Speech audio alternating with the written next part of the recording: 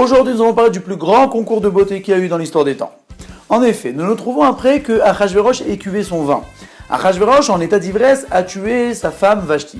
Mais après qu'il ait cuvé son vin, il ne se rappelait plus de rien. Si bien qu'il a appelé Vashti pour la voir. Mais ses serviteurs lui ont dit « Mais Vashti n'est plus là, elle est morte. » Il fait « Quoi, elle est morte ?» Il fait « Bah oui, sire, c'est vous qui l'avez tuée. » Il fait « Quoi, moi je l'ai tuée ?»« Oui, parce qu'elle vous a désobéi, etc. etc. » Il fait « Mais qui a ordonné ça ?» Il fait « Bah c'est vous. » Et quoi, mes conseillers m'ont suivi. Si bien que Achashverosh, tellement énervé de cet ordre qu'il a fait, qu'il a tué tous ses conseillers, sauf Memucan qui était Haman.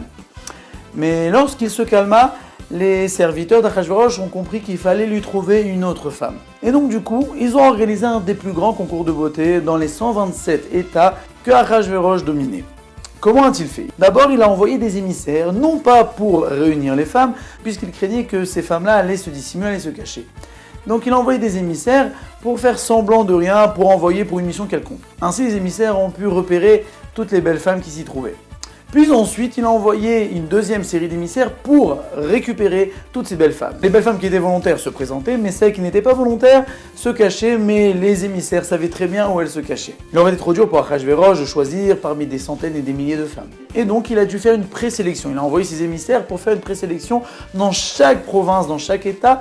Il devait choisir la plus belle des femmes. Si bien que 127 femmes se sont trouvées devant Achashverosh. Pour la petite histoire, même Haman a envoyé sa fille. Il espérait tellement que sa fille devienne reine, mais Hachem a fait un miracle, que sa fille dégageait une odeur nauséabonde, si bien qu'elle n'a même pas pu être approchée à Achashverosh. Et maintenant vient l'apparition de Mordechai et Esther. Esther était orpheline de père et de mère, c'est-à-dire qu'elle a perdu son père lorsque sa mère était enceinte, et sa mère est Nifteret lorsqu'elle a accouché d'elle. Mordechai étant son oncle, elle l'a accueilli et l'a adopté. D'après certains, il s'est même marié avec elle. Maintenant, pour Esther, il était évident qu'elle ne voulait pas se présenter devant Achashverosh, donc elle a essayé de se dissimuler, de se cacher, mais en vain, elle a été attrapée. Maintenant, il faut savoir que le déroulement de ce concours de beauté n'était pas une simple affaire. En réalité, Achashverosh n'a pas vu les femmes dès le premier abord. Mais Achashverosh a voulu quand même mettre toutes ces femmes-là qu'il avait présélectionnées dans un institut de beauté, si on peut appeler ça comme ça, pendant 12 mois. Il a attendu 12 mois, il voulait savoir si les femmes étaient en bonne santé. Des fois, il y a des femmes qui présentent bien l'été, mais l'hiver, elles présentent mal. Ou même, elles pourraient avoir des problèmes, pourraient avoir des maladies en été ou en hiver. Donc, il voulait qu'il se passe un an dans cet institut pour bien voir l'état de santé et aussi l'état physique de sa future reine. Maintenant, il y avait dans cet institut de beauté des serviteurs qui étaient aux petits soins pour ces dames-là. Elles pouvaient demander même des filles qui leur jouaient de la musique, des serviteurs, ou même des maquillages, des parfums. Elles pouvaient tout demander, on le leur accordait. Esther de son côté était très triste, elle ne voulait pas être prise par Achashverosh, elle ne demandait rien. Aucun maquillage, aucun parfum, même le gardien qui a été aussi subjugué par sa beauté, lui a demandé « Mais tu dois manger, tu dois t'occuper de toi, tu vas être la future reine ». Il dit « Non, rien du tout, je suis végétarienne », prétendait-elle, pour éviter de manger de la viande. Et donc du coup, ils lui ont donné que des légumes et des légumineuses. C'est pourquoi il y en a certains que le soir de Purim ont l'habitude de manger des légumes et des légumineuses en souvenir de Esther, qui n'a mangé que ça pendant toute sa période où elle était avec Achashverosh. Et Esther a fait tous ses efforts pour pouvoir garder sa religion dans cet environnement qui ne l'aidait pas du tout. Elle a demandé 7 servantes. Ainsi, chaque jour, elle avait une servante différente.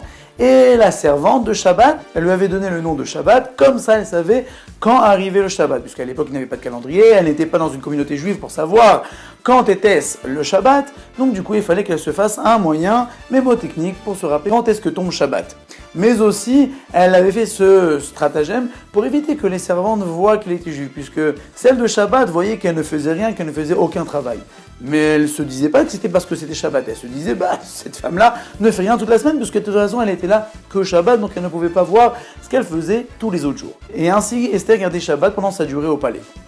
Maintenant, cette année est écoulée, et donc Achashverosh a appelé toutes ces femmes-là, donc toutes les femmes ont accouru, mais Esther était très réticente. Mais de toute manière, ça n'a rien empêché que nous savons tous que Achashverosh aussi a été subjugué par la beauté d'Esther, si bien qu'il n'a même plus voulu voir les autres femmes. Maintenant, si je vous demande quel âge vous croyez que Esther avait pendant ce concours de beauté, et la Gemara nous dit qu'elle avait, d'après un avis, 40 ans, mais d'après la majorité des avis, elle avait 75 ans. Et d'après certains, elle n'était pas si belle que ça. Nous voyons vraiment la main de Dieu qu'ils ont été subjugués par sa beauté qui était en fait miraculeuse. Après qu'elle ait été choisie comme reine, Achashverosh n'a pas voulu la prendre reine si facilement. Il avait peur d'avoir une reine comme Vashti qui lui fasse des soucis. Donc il a attendu encore 4 ans avant de donner une place auprès de lui sur le trône royal. Donc le concours de beauté a été fait pendant la 3e année du règne de Achashverosh. Il a duré 1 an et le concours de beauté s'est terminé pendant la 4e année, puis ensuite 4 ans. Donc elle a été nommée reine le mois de Tevet de la 7e année du règne d'Achashverosh. Maintenant, pendant toutes ces années, Mordechai était à la porte du palais. Maintenant, on aurait pu croire que ceux qui se trouvaient à la porte étaient des mendiants, des indigents. Non, pas du tout. En effet, Achashverosh avait demandé à Esther conseil. Il lui a dit, regarde, j'ai bien envie d'avoir un conseiller juif, c'est à la mode.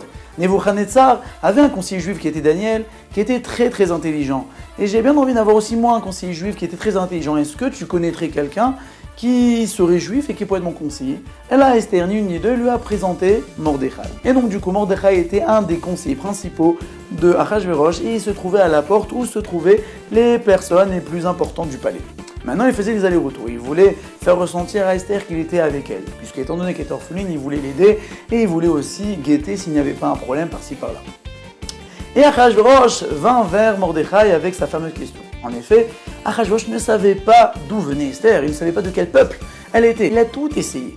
Il a fait des festins pour essayer d'amadouer Esther. Il a envoyé des cadeaux à toutes les principautés pour essayer de savoir, peut-être il y en a un qui va lui dire « Ah merci, c'est pour l'honneur de ta reine que tu nous as envoyé ça » et donc comme ça il aurait compris d'où elle pouvait venir. Il a même fait des réductions d'impôts pour savoir ça, ça le rendait fou. Et Esther ne voulait pas lui dire d'où elle venait. Et donc il est parti voir Mordechai pour lui dire, est-ce que tu as un conseil, est-ce que tu pourrais me dire une idée pour savoir comment je pourrais lui tirer les vers du nez. Et là Mordechai lui a dit, tu sais, les femmes sont très jalouses. À mon avis, si tu réorganises un autre concours de beauté, soit disant que tu vas trouver une nouvelle reine et que tu vas destituer celle-là, alors là peut-être elle aura un petit coup de stress et elle va te dire tout ce que tu voudrais. Mordechai a dit cela puisque en réalité il espérait que Achashverosh lâche Esther, parce qu'il ne savait pas pourquoi Esther se trouvait dans le palais. Il aurait bien voulu que Esther retourne à la maison et lâche Achashverosh.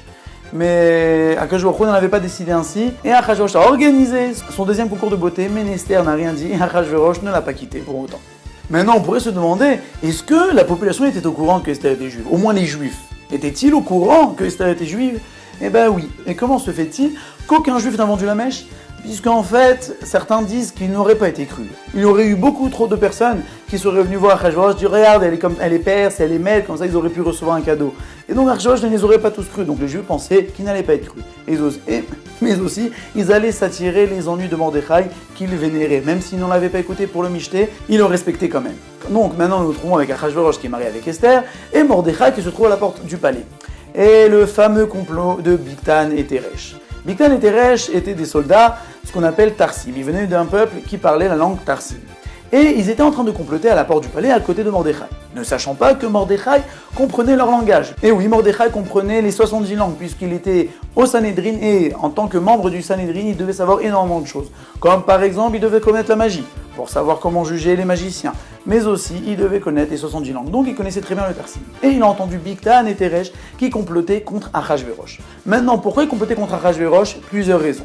Première raison, ils étaient des proches de Vashti, donc ils voulaient se venger d'Achashverosh. Une deuxième raison, il y avait une guerre qui était complotée par les Grecs, et ils auraient bien voulu aider les Grecs et se venger aussi d'Achashverosh.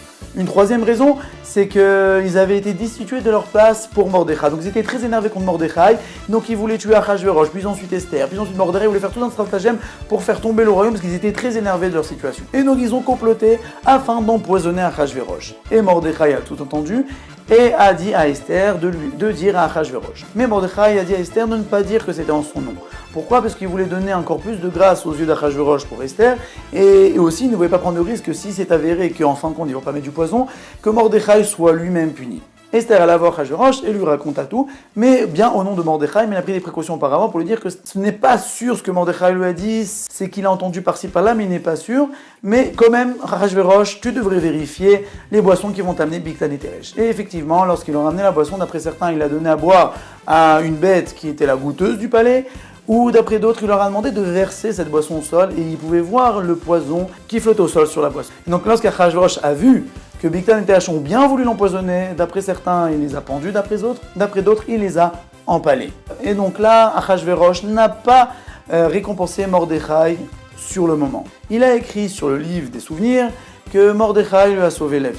Il n'a pas voulu le récompenser tout de suite parce qu'il pensait que ce n'est pas forcément grâce à lui, c'est grâce à Esther qui lui a fait passer le message. Mordechai a juste suspecté, mais il n'a pas demandé qu'on lui fasse passer le message, donc il ne pensait pas qu'il était nécessaire de le récompenser. Cela, c'est aux yeux des hommes. Mais du côté d'Akadosh Baruch Hu, la raison était que Akadosh Baruch Hu voulait mettre en place le remède avant la maladie. Ce que nous allons voir dans les prochaines vidéos.